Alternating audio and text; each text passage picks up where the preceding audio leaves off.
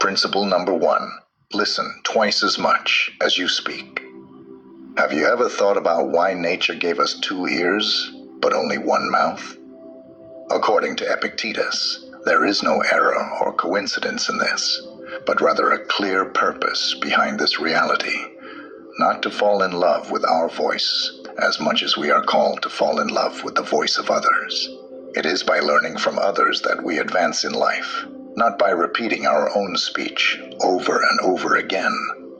So from today, start paying more attention to what people around you say and less to what you have been upholding until now. Principle number 2. Always expect the worst. One of the biggest causes of anxiety and its devastating consequences is believing that unfavorable circumstances are waiting for us in the future. We fear that our children will abandon their studies, that we will be fired from work, that our spouse will confess to us that they have been having an affair with someone else and ask us for a divorce, or that something else bad will happen to us, such as going bankrupt. The problem is that one day we fear one of these problems, and the next day another, and another. The path of life, in addition to reserving good and happy parts for us, also reserves a handful of problems that are inevitable. Therefore, we live in permanent stress, caused by different stimuli each day. And this is where Epictetus comes into the picture, since his proposal is as drastic as it is effective. He says, think that all these things you fear so much have already happened. So, what could be worse?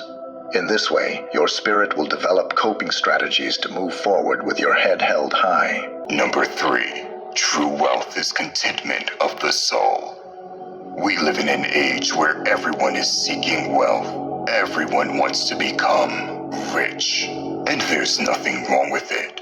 But true wealth is contentment of the soul, and there are a few different ways to have a content soul. The first is daily gratitude. It is only when we begin to appreciate the little things in life that we begin to experience contentment. There is so much that we take for granted in our pursuit of more.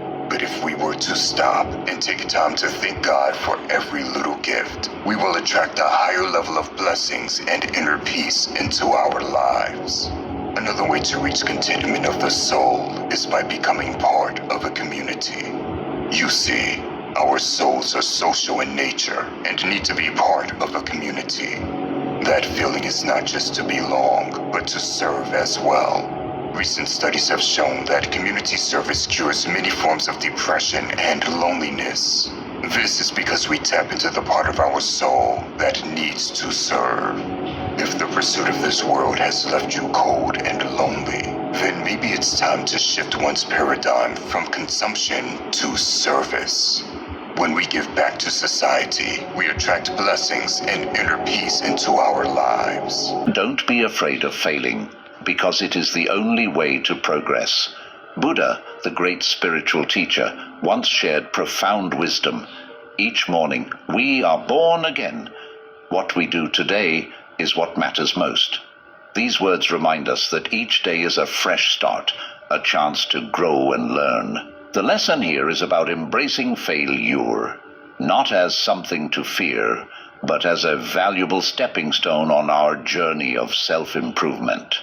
Imagine life as a series of steps, and each step represents a day in your life. Some steps may be smooth and easy, while others may have bumps and obstacles. When we encounter challenges or make mistakes, it's like stumbling on one of those steps. But here's the beautiful part. Every stumble, every fall is an opportunity to rise stronger. Think of it this way. When you're learning to walk, you don't give up the first time you fall. Instead, you get back up, take another step, and with each attempt, you become more stable and confident. In the same way, facing failure and making mistakes is how we learn and progress in life. Every mistake we make is like a teacher showing us what we need to improve. It's a lesson in wisdom and resilience.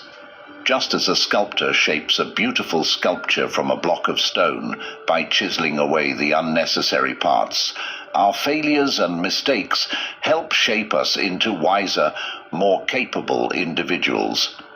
So, don't be afraid to take risks. Try new things and accept that failure is a natural part of growth. Embrace your mistakes, for they hold the keys to your progress. Remember, it's not about how many times you fall, it's about how many times you rise, each time stronger and wiser than before. This is the path to personal growth and self-discovery, and it all starts with the courage to face failure head-on. Principle 5. As you go about your daily life, may these teachings serve as a source of inspiration and strength. Remember that the lessons we've explored here are not mere concepts, but practical tools you can use in your own life's journey. By embracing the wisdom of these teachings, you have the potential to find serenity, purpose, and a deeper understanding of yourself and the world around you. Until we meet again, thank you for joining us on this enlightening journey.